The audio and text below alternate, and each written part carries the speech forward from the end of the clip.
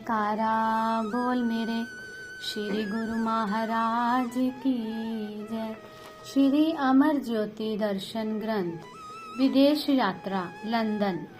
9 घंटों की उड़ान भरकर जहाज जब लंदन एयरपोर्ट पर पहुंचा तो प्रेमियों के विशाल समूह ने हृदय सम्राट संतों के सिरताज श्री परमहंस सतगुरुदेव जी का अति भव्य स्वागत किया। आश्रम में पहुंचकर आपने मधुर वाणी में सबकी कुशलात पूछकर फरमाया, सब खुश प्रसन्न हो। प्रेमी हर्षित होकर एक ही स्वर में बोले, प्रभु आज जो अनूठी खुशी मिल रही है वह वर्णन से परे है। आपने पावन वचनों में फरमाया, ये अंतर आत्मा की आवाज है।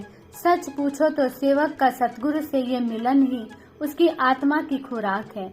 आत्मा परमात्मा से मिलना चाह रही है, परंतु माया की झिलमिल में उसे रास्ता नहीं सूझ रहा।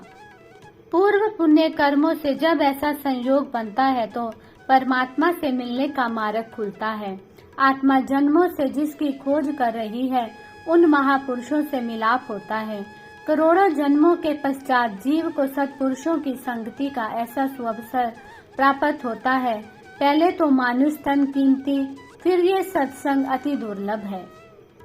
यदि फिर भी भक्ति का रंग नहीं चढ़ता तो जीवन भर का पछतावा रह जाएगा।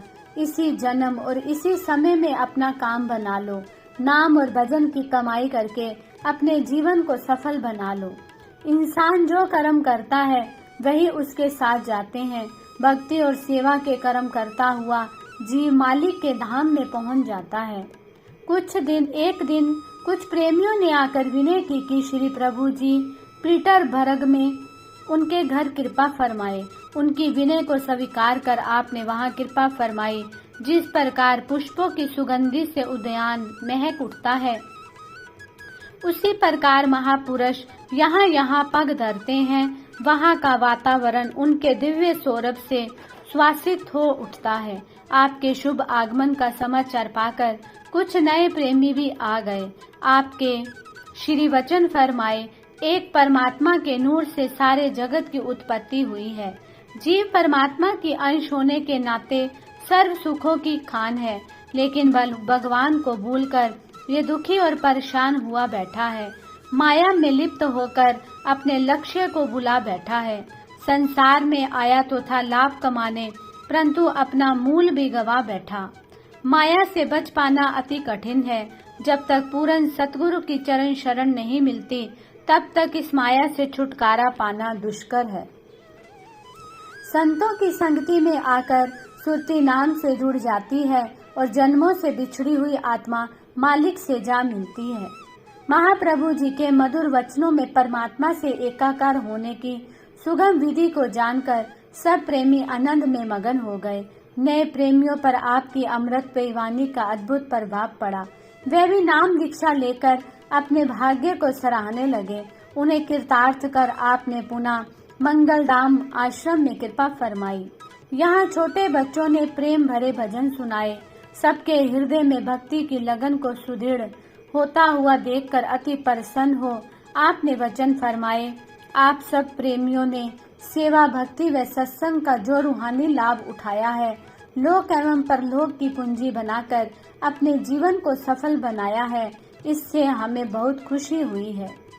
एक अन्य विशेष बात जो हमें आपसे कहनी है कि आप अपने देश को छोड़कर इतनी दूर यहाँ आकर रह रहे हो, तो ये आपकी बहुत खुशकिस्मती है कि जो लंदन जैसे देश में आपको सत्संग का लाभ प्राप्त हो रहा है, महापुरुषों के दर्शनों का सौभाग्य प्राप्त हो रहा है। ये स्मरण रहे कि इस परिधि से बाहर निकलते ही माया का पसारा है, जिसने बड़े बड़े ज्ञानवानों को भी अपने चंगुल में फंसा लिया है। इससे बचने के लिए बहुत प्रबल सहारे की आवश्यकता है। वह सहारा श्री अनंतपुर दरबार है, जिसकी रचना अति विशाल है। वहाँ सुंदर श्री मंदिर, सरोवर, सत्संग हाल व बाग बगीचे बने हुए हैं, जिनकी शोभा अति न्यारी है। सबसे विशेष बात तो ये है कि वहाँ दुनिया के कोई धंधे नहीं होते, ना ही दुनिया को कोई चिंता फिक्र है। वहाँ केवल सत्पुरुषों का सत्संग होता है। श्री अनंतपुर आनंद से भरपूर है। इसलिए आप श्री अनंतपुर आकर उस तीर्थ धाम का दर्शन करके अपने भाग्य मनाओ। वह नक्शा दिल में बसा लेने से आपका जीवन खुशियों से सराबोर हो जाएगा। श्री अनंतपुर की महिमा अगम व अनंत है। जो इसकी महिमा गाता है उसका बेड़ा पार हो जाता है। महाप्रभु जी ने इतने शुभ आशीर्वाद और वरदान पाकर प्रेमी जन श्री अनंतपुर आने के लिए अपने नाम लिखवाने लगे। इस प्रकार लंदन वासियों को भक्ति की ओर अग्रसर कर आपने टोरंटो के लिए प्रस्थान किया। टोरंटो एयरपोर्ट पर प्रेमियों ने श्री सद्गुरु दाता दयाल जी का शानदार स्वागत किया। वहां से बाहर आकर जब आपकी कार मधुर चाल से चलती हुई आश्रम के मुख्य द्वार पर पहुंची, समस्त संगत ने ऊंचे स्वर में जय जयकारे बुलाकर हार्दिक प्रसन्नता प्रकट की। प्रसन्न मुद्रा में आपने जब सबका हाल चाल पूछा तो सबके दिल में खुशी की तरंगे तरंगित हो उठी। सुंदर सिंहासन पर विराजमान होकर आपने पावन वचनों में फरमाया, प्राणी नारायण सुद्धि ले छिन छिन औद गटे निसी बासुर विथ्या जात है देहे तर नापो विख्यन सियो खोयो बालपन अज्ञाना विरध भयो अजहू नहीं समझे कौन कुमति उर जाना मानस जन्म दियो जिह ठाकुर सोते कियो बिसराइयो मुक्त होत नर जाके सिमरे निमख नाता को गाइयो माया को मधु कहा करत है संग न काहू जाई नानक कहत चेति चिंतामणि होई है अति सहाई। शुद्ध का अर्थ है मालिक की याद में रहना। हर समय प्रभु को स्मरण करने से जन्मों से बिछड़ी आत्मा मालिक से जा मिलती है। प्रेमियों, क्षण क्षण दिन रात उम्र व्यतीत होती जा रही है और तुम्हारा जीवन मृत्यु के कगार पर है। बचपन खेल कूद में बीत जाता है और यौवन विषयों में। जब बुढ़ापा आता है तो प्रत्येक अंग शिथिल पड़ जाता है और धीरे धीरे इंसान मृत्यु के मुख में चला जाता है। फिर जिस परमात्मा ने तुम्हें ये दुर्लभ मानुष देह प्रदान करी, उसको तुमने क्यों भुला दिया? जिसके स्मरण मात्र से जीव सब बंधनों से मुक्त हो जाता है, तू घड़ी पल के लिए भी उसका गुणगान नहीं करता। संसारिक पदार्थों और धन दौलत का अहंकार करता है जो कि किसी के साथ नहीं जाती।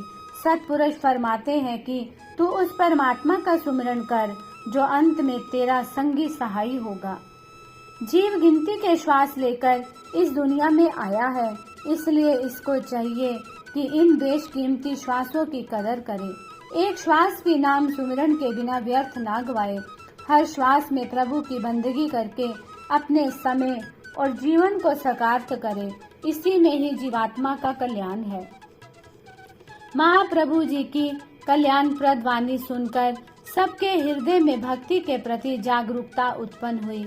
विचारों में अप्रत्याशित परिवर्तन हो गया। अंतर आत्मा दिव्य आलोक से जगमगाने लगी।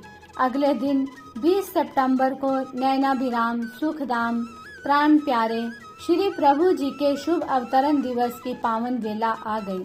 19 सितंबर रात को प्रेमियों ने आश्रम परिसर के हर कोने और विशेष कर श्री मंदिर जी को रंग बिरंगी लाइटों की लड़ियों और गुब्बारों से खूब सजा दिया। प्रत्येक गुरुमुख का दिल प्रेम और उल्लास से पूर्ण था। सब सुध बुध बुलाकर प्रातः होने की प्रतीक्षा में घड़ियां गिन रहे थे। 20 सितंबर को प्रातः सैर हेतु जाने के लिए जैसे ही श्री प्रभु जी का द्वार खुला, सब सेवकों ने उच्च स्वर में जयकारा लगाते हुए पुष्प अर्पित करते हुए आपको शुभ जन्म दिवस की कोटि कोटि बधाइयां दी। दोपहर को 12 बजे जब श्री दर्शन खुले तो रंग बिरंगी पोशाकें पहनकर प्रेमियों ने नृत्य किया और शुभ जन्म दिवस के भजन गाए। 4 फुट लंबा डबल केक श्री कर कमलों से कटवाया। ऐसे लग रहा था मानो सारे संसार की खुशियां अपने भाग्य मनाने आज यहाँ श्री चरणों में एकत्रित हो गई हो। हर तरफ खुशी का पैमाना छलक रहा था। हर प्रेमी आनंद विभोर होकर झूम रहा था। आपने बहुत ही प्रसन्न मुद्रा में अमृतमयी वाणी में फरमाया, हमें खुशी है कि आप लोगों ने भक्ति पथ अपनाया है। आज का दिन सबको मुबारक हो, क्योंकि आज सबका जन्मदिन है। जग के सारे जीव मालिक की अंश कहलाते हैं, परंतु वे अति भाग्यशाली है जो मालिक से मिल जाते हैं। हमें बड़ी खुशी है कि जो आप सबको सच्ची लगन लगी हुई है, आप शाश्वत सुख प्रदान करने वाली भक्ति की ओर अग्रसर हो रहे हैं। आप इसी प्रकार दिन दुगनी और रात चौगुनी भक्ति करते रहें, हमारा यही आशीर्वाद है। सब प्रेमियों ने अपने श्रद्धा सुमन और उपहार श्री चरणों में भेंट करने का सुअवसर पाकर आभार प्रकट किया। एक दिन श्री मौज में आकर आपने फरमाया, नित्य नियम से सभी गुरुमुखों के लिए सत्संग एवं भजन बहुत जरूरी है। जैसे कुएं से पानी निकालने के लिए रस्सी होती है, लेकिन जब वह बार बार सख्त पत्थर पर चलती है तो उस पर निशान डाल देती है। कहते हैं दोहा, करत करत अभ्यास गे जड़मत होत सुजान, रसरी आवत जात है सिल पर परत निशान। इसी प्रकार जो प्रेमी निज दिन भजन सुमिरन करता है वही सुजान है। उसका बलवान मन निर्बल नम्र हो जाता है। किसी भी कार्य को नियम से करने से उसमें परिपक्वता आ जाती है, कार्य भी पूर्ण होता है और खुशी भी मिलती है। नित्य प्रति भजन करने से उसमें रुचि बढ़ती जाती है और फिर ये मन पर अपना प्रभाव और रगड़ अवश्य डालती है। जैसे एक विद्यार्थी नित्य प्रति स्कूल में जाता है तो वह एक दिन अवश्य ही डिग्री प्राप्त कर लेता है। यदि वह गफलत करे और कभी जाए कभी ना जाए तो उसे सफलता प्राप्त नहीं हो सकती। इसी प्रकार गुरुमुखों ने भी नित्य प्रति सत्संग में आना है, संतों की शिक्षा को ग्रहण करके भजन में चित्त लगाना है। धीरे धीरे सुरती शब्द में रस लेने लगेगी और नाम अमृत पीते पीते मालिक से जा मिलेगी। एक दिन साय समय आप अनेक प्रकार की वस्तुएं पास में रखकर प्रेमियों को फरमाने लगे, अपनी जरूरत अनुसार जिसको नमकीन मीठा चरपरा जो वांछित हो खुशी से ले जाओ। एक प्रेमी ने श्री चरणों में अर्ज करे कि प्रभु आप हमारे बन जाओ, हमारी फकत यही चाहना है। उसे आशीर्वाद प्रदान कर आपने फरमाया, जिसकी जैसी चाह होती है उसकी उसी अनुरूप ही इच्छा पूर्ति होती है।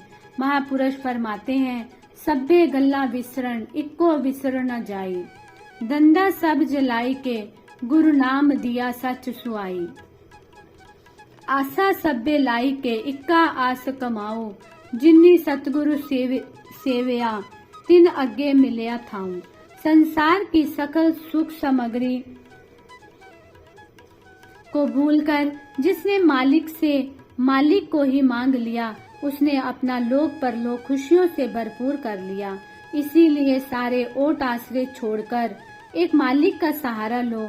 जो सत्पुरुषों की सेवा कमाते हैं उन्हें दरगाह में स्थान प्राप्त होता है। श्री सतगुरु दाता दयाल जी की अमृतवाणी को श्रवण कर प्रेमी जन गदगद हो गए।